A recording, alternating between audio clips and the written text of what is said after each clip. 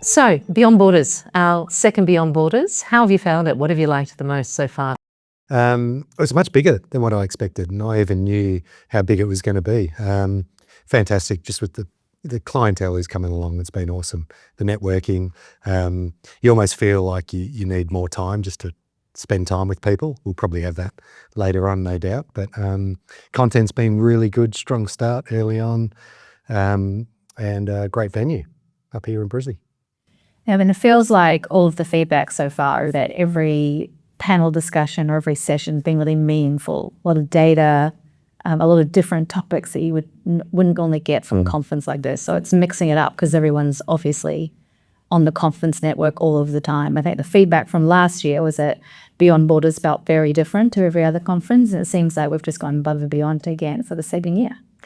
There are a lot of updates around all of the work that the board has been doing and the impact that is having in terms of delivering for members.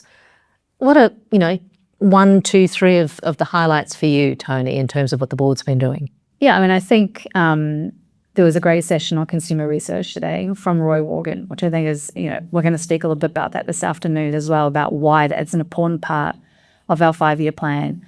I do think as well, having some of the closed sessions, we didn't do that last year, but some of the closed sessions around some of those key topics that the members are particularly interested in, I think has been a really nice way to structure the day and make sure that those who are attending those sessions are getting real value out of it. Brent? I think I really like the evolution of ATIA and the way it has evolved pretty quickly to represent the broad industry, not just travel agents.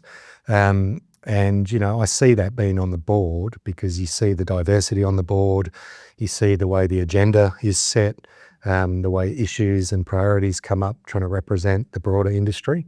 But what is really powerful is obviously the advocacy that ATIA can do, particularly where there's common challenges across the whole membership base and getting that one single voice, and that's become really effective and something I think that the association should be pretty proud of because, we all know those dark days coming out of COVID, the industry looked fragmented.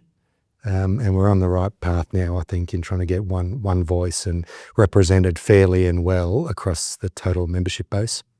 And your favourite topic's modern slavery, right? Yeah, I think I've just come from modern slavery. I'm going to more modern slavery. The details might be tricky.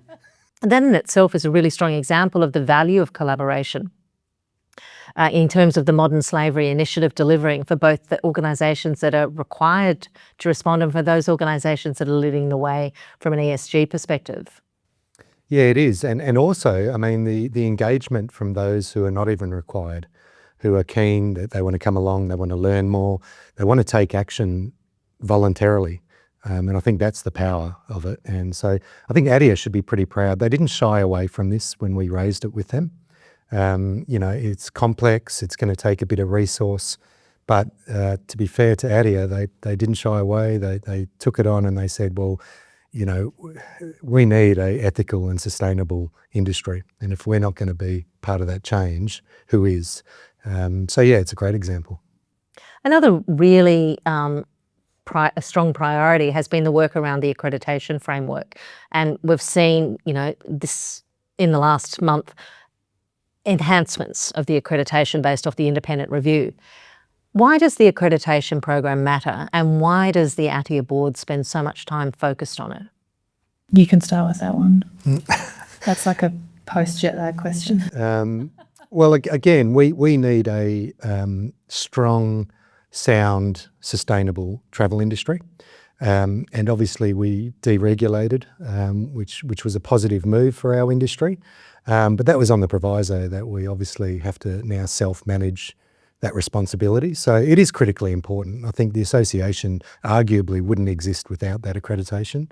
And so we've got to keep improving it as we go along and get more members to sign up, more members to understand the importance of it. That accreditation is a trust badge. It really is. And being an ATIA accredited member should give you a lot of respect within the industry and who you deal with. but also to the end consumer at the end of the day. And obviously travel and trust go hand in hand. So yeah, that accreditation should be that trust badge. And we saw two examples of the power of the impact of that accreditation today. The exclusion of travel agents from the Ombud scheme was driven largely in part by the robustness of the accreditation, all the way through to the mediation support that's provided, which takes the average claim, I think Dean referenced it as being over 7,000, down to the actual settlement amount being 400. Both really strong reasons for, if you're not a member of ATIA, to become part of ATIA and to go through the process of becoming accredited. What else is the ATIA board up to? What's the next 12 months hold? I mean, I think Brett sort of covered it in his preface answer. I think obviously the growth of members is super important, and obviously the accreditation scheme is going to go a long way to doing that. But how we get that badge of honour out to the end consumer, I think, is a really interesting challenge for us to make sure that that the network and the industry itself is very proud of the accreditation and what it means to be a member of the travel industry. And I think that's something that's going to be really exciting for us over the next 12 months to push that out to the end consumer. I mean, Dean and the team are amazing with media, PR, making sure that we're pushing out everywhere we possibly can the role of the board and the role of the accreditation. But there's still so much more to be done, which is super exciting. And the conversations range today from, what was it, the Barley Bogans all the way through to... I missed that. It was very funny. It was very, very funny. But another theme was the importance of data and all of the investment that ATIA is making into giving members access to data that they've never had before. The Roy Morgan partnership being just, one example of that. Yeah, I mean, I think it levels the playing field, right? Because that access to that data is for many members very expensive and inaccessible. And partnering with someone like Roy Morgan, who is probably at the top of their game when it comes to consumer research, just opens up the access. It levels the playing field for everyone in our membership and our association to have access to what consumers are thinking and dreaming and planning on for the next, 5 to 10 years. And not only does it give us a platform to put out in media and PR from an advocacy perspective, but it also helps every single person in the room, and every single person who's a part of ATIA help shape the future of the travel industry for Australia, because they've got a role and they're very acutely understanding what our consumers are wanting, what their needs are from a travel perspective. We also announced CETA today. Nominations are now open. Why should people step forward? Oh, look, I think with CETA, it's again a good sign of what ATIA is doing in evolving how it services its members. And so that sort of a committee is a pretty powerful way to make sure that the issues related to independent agents, as an example, are certainly getting raised and coming through, so that as an association, you can really take those on and tackle them and make sure really as an association, you want to be forewarned to be forearmed. And I think that is something that ATIA is doing really well. It's trying to get ahead of where we see issues coming. And I think the travel industry, as you've seen in the last 12 months, and it will be in the next 12 months, there'll be a myriad of challenges around regulation, reporting. So again, having these sort of committees and making sure that voices are heard, issues are being brought up, so that the association can then deal with it. What are 3 words you'd use to describe Beyond Borders? You're really annoying. I was going to say 5 words then. You can do 5 words. I can imagine what they would be. I think inspirational, collaborative, and innovative. Beat that. No comment. That's very funny. All right, now on to the what's something that you've had to unlearn during your professional career? Do you want me to go first? Go first. Otherwise, I'll steal your answer. A lot, and still trying to unlearn a lot, I think it's fair to say. A couple of things. My background is a chartered accountant, and so I think I've noticed I've always played things safe a lot, and I look back on that and I regret it. I now enjoy doing new things. I don't mind failing now, but I really did was worried about failing, and now it's okay, fail fast, learn, move on. And I think I mentioned it earlier, but definitely trying to say no to more things. I've always just tried to be busy and say yes to the board, yes to the boss, yes to your peers. But, I think time is your most valuable sort of possession. You need to sort of guard it ferociously, really, and spend your time on what's really going to have impact. And so, that's something I'm still trying to learn. Yeah, I think I build on that. There's a saying, work smarter, not harder. I think I'm trying to figure that one out. Kind of ties into not saying yes too much and trying to do everything, but do the things that really make an impact, not just for the bottom line of the business, but also for your team. Why is travel the best career path? Oh, it's just such a good industry. Like someone asked me this week actually in New York. Someone said, what other vertical would you work in if you weren't working in travel? And I was stumped. I couldn't think of a single vertical that's more fun than travel. Yeah. I mean, before I joined the travel industry, You were an accountant. Enough said. but I would change jobs every 2 or 3 years and industries until I found travel. For me, it's the people. I just find the people are funny, that they love life, they're open-minded people, they're global citizens, and you just want to be around people like that. So for me, it's all about the people.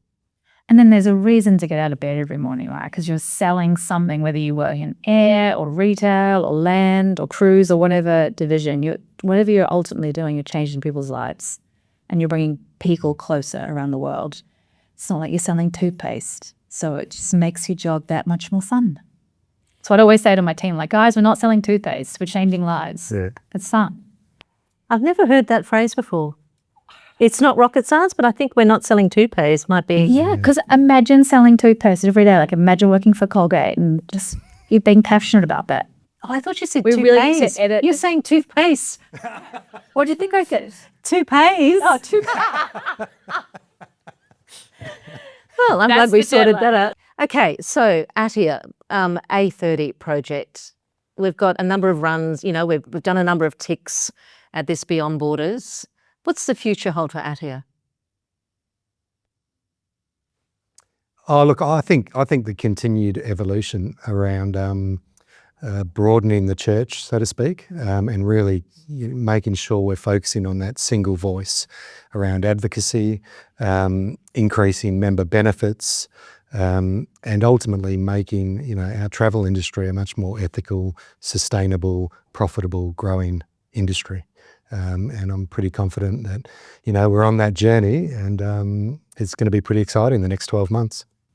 And I think Brett covered this before, but obviously we've got a strong plan, which is very important to have. But I think the diversity of the board right now is really exciting to see how many different subsets of our industry are really strongly represented, which I think is something that we've been working for many, many years. And it feels like we've really achieved that now. We've got a really good array of representation. It means that we really are representing the industry as a whole.